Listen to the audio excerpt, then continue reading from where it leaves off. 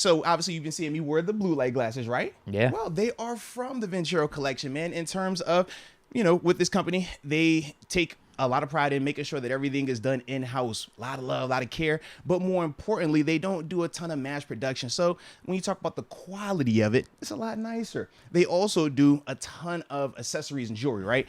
Deke had a chance to see some of the watches that they make, and they're pretty daggone nice, might I They're really add. nice. Some of the jewelry, bracelets. Well, I might need to get necklaces. some of those glasses, too, once I get LASIK coming up here, because those would be nice. A little blue light action. Absolutely, man. But they also have, your regular sunglasses as well. But the thing that they do that sets them apart from other brands are their price point. They try to be very affordable while still giving you a nice feel, a nice quality, to their stuff and things like that. So with that being said, when we talk about them, we got promo codes, and that promo code is MOATS. If you use that, you'll get 20% off along with free shipping on or at VenturoCollective.com. So you see it right there. So like I said, definitely want to check them out, show them some love. But, shout out to them. The accessory gang is fire. And like I said, it actually does help. I know for me, I like to keep my eyes working properly all this screen time I'll be having. So shout out to these blue lights, but more importantly, shout out to the Venturo Collective. Like I said, it's frustrating, but it's still hopeful in the sense that, number one, we can circle it. We know exactly what it is, and it is in-house. But the frustrating part is, how long is it going to continue going on? In terms of each week, it's a new group of people, or it's a new group of inconsistent, not good enough right here, just got beat, bad matchup. You know what I mean? Like, it keeps happening. Well, here's the hope. I think this bye week is a good opportunity to regroup. We do get TJ Watt back. We're going to be getting Ogunjobi back, presumably. So we should be healthy, because that's the other thing with this Eagles team. They have all their players. Bro. They had all their best players out there. Healthy, and the depth is stupid, bro. You watching it, just like, bro, it's another guy they rotate. They're like, bro, who is this? Like, why? Yeah. I think if we're just going to take this game as a sample, the big difference between our team and their team, if everything is healthy, would be the offensive line. Because I think our defense could compete whenever we're firing on all cylinders with their guys. Maybe our cornerbacks are a little bit worse, but we have a TJ Watt, we have a Minkah Fitzpatrick at safety versus who they have. I would say offensive line, and then Pickett's just not as experienced as Jalen Hurts right now. Those would be the two differences. But I think we're on this type of path. Can we get it at some point of the season, though? The good thing is, I think our schedule really lightens up. No, it definitely in the second does. half. It definitely does, but once again, the big thing is who can stomach it, who has the patience for it. That's why we always say there's no point in getting, or I don't want to say there's no point in that, but just in the sense of coming in and fire everything is terrible, it's tragic, doom and gloom, is not. The context matters. But I understand when the understanding isn't all the way there, it's just easier or more confident to just say, hey, man, this guy needs to get fired, or that guy needs to go, or this tweet is the reason why, or why are you liking that and stuff like that. It's like, nah, it ain't that deep. Honestly, when you look at the context of it, this team is not far off. And that's the beauty. That's why I still enjoy watching. It's like, yo, this is still a team that it still has everything that you need. They're just lacking a lot of those little detail things, man. Here's what I was telling my buddy yesterday. I don't think right now we're on the level of a top 5 team like the Eagles or the Bills. Would you call it talent, or would it be more execution? No. And that's what I was going to say. Yeah. Execution. We just aren't playing up to what we could be. Now, injuries could be a part of it too and everything. Right. But we are still very much a team that should be in the playoff mix, because we talk about the 3 games that we should have won or were in the mix of winning, the Dolphins, the Jets, and the Patriots. We could easily have a 5-3 record right now. Yeah. Or worst case, 4-4, which keeps you in the playoff mix. Literally, you win coming out the bye, you're sitting at 3-6. It's a different conversation. Right now, it's just because we have lost multiple in a row. We understand, like, you're gonna have this feeling, and not in terms of you, but a lot of people have that feeling of, man, it's just doom and gloom. The sky's falling. I understand. But as you're talking about it, man, it's a lot where we're like, bro, this could turn in a hurry. And we are actually to a better part of the schedule where it will be a little bit more conducive. So it's not the conversation of we cannot have any type of errors. Right. And get out of we the stadium. faced 2 of those teams, the Eagles and the Bills. Absolutely. Eagles, Bills, Dolphins to an extent, Bucks to an extent, right?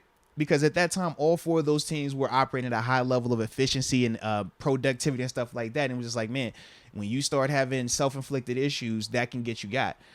in those games, we saw how that operated. Going forward, though, that is not the case. These next couple of games, those teams aren't operating on the same level of efficiency. They aren't as consistent. Some of those teams are very similar to what we deal with in terms of ball security, in terms of some miscommunications, in terms of just bad execution, and even some shoddy play calling as well, man. So that is the part for us why we say, hey, there's no point in getting on this, oh, we're drafting the top 5, let's go. It's like, nah, because we really got our chance now going forward. But it really depends on what we do coming out of this bye week. But this is the part we had to get to. Yeah, because right now, I think we are on that caliber of... We are. Or at least what we should be, at least what our record should be, of a playoff caliber in that type of mixed team. Because I think we've shown that thus far. It's just us shooting ourselves in the foot. But the hope is, can we build up to compete with some of the elite teams as the season goes on? And we can, but once again, as you've heard when I talk about not always making big changes, you don't operate with more detail and consistency and understanding when it's a mass change every week. So when you always talk about fire this coordinator or bench this quarterback or pull this guy, those are big changes. And every time it's a big change, you hit the reset button on where you're at in terms of your development, in terms of where you're at, in terms of that progression. So this is why it's like, man, you lean in with the group that you currently have, and you hope that they continue to understand each other more, trust each other more. In that way, they can continue to build and keep getting better and building upon the stuff that we're seeing that is positive. Because, man, Deke, it was multiple drives yesterday. 12-play drive, 13-play drive, 15-play drive, 7-play drive, 8-play drive. Don't tell me it's play calling. Don't tell me we don't have talent. This is don't after us getting penalties, too. Don't tell me that it's, oh, man, Canada's the worst coordinator in America when we got drives, multiple drives of 10-plus plays. You're not getting that if your coordinator is god-awful, is the worst coordinator ever. That's not the case. But when you're talking about that feeling of, man, offense isn't doing what it needs to do, still not scoring in the red zone, man, I'm looking up, and at the time, our leading rusher is Kenny Pickett or is Jalen Warren, and we're like, bro, what is it? It's got to be Najee or it's got to be Matt Canada. Nah, it ain't that simple. It's not. Because all of those guys have had their hand in some of the negative, but all of those guys have also had their hand in the positive. And when we're talking about the little details, literally, the second touchdown A.J. Brown scored, it's the fake screen and go. Fake screen, throw it up top. We run the exact same play. It's like, man. But very different outcomes for how they ran it versus how we ran it, right? In terms of the finish of it. But those are the things where it's just like, granted, it was different parts in terms of where we ran it on the field compared to where they ran it. But still, it's like, man, if both results are both for catches, those are big plays for us as well on the other side of the ball. And it changes how we feel. It changes the dynamic of the game. Unfortunately, we weren't. But that's not a massive thing. That's not something where we feel like, hey, man, we don't have a guy that can scheme up anything, or we don't have a guy that can throw that ball out there. We don't have a guy that can go out there and catch that. That's not what we're saying right now. We had everything drew up exactly how we wanted it. It just, the finish wasn't there that time. But those are the little differences between a team that is 7-0 and a team like us where we're trying to get that little bit of detail. Those are the things. It's not a mass thing. It doesn't have to always be mass changes. Sometimes you just got to actually dig through this funkiness. You got to go through that valley to get on top of that mountain, but you can't skip it. There is no, easy pass or no way to expedite it. You have to go through this, and eventually it will start to turn. But if you constantly go and it's like, yo, fire, or it's always negative energy, well, how does that help those players out? How does anything negative bring anything positive? And that's the concept that, at least when I talk on this thing, even when you're talking on it, this is what we're talking about right there, man. We can go with that approach of just doom and gloom, but where's the context in it? Where's any type of how do you get out of that doom and gloom? Whereas what we're speaking on right here, it is showing you a pathway. It is. At least we're complaining about the red zone offense now. Mm-hmm. Absolutely, man. Because up to this point, it's just been, 3-and-out. 3-0. Man, we can't get anything. We can't get a first down. Defense on the field too long. That's not what we hollering about anymore. We're literally saying, yo, we need to score touchdowns. Against a really good defense yesterday. And think about our defense. What is the toughest part when you're playing our defense? The red zone. Think about it. We'll let you move up and down the field at times, but you're not going to score in the red zone. And that's why those A.J. Brown touchdowns were killer. It's the opposite of the game plan or strategy we needed to have going in. But yet we act as if it's different because it was Philly doing it. It's like, yeah, we do the exact same thing. We get stiff in the red zone. It is tough to score in the red zone. Field gets condensed. Difference was they were able to hit they going to jump ball, the fade ball to AJ Brown.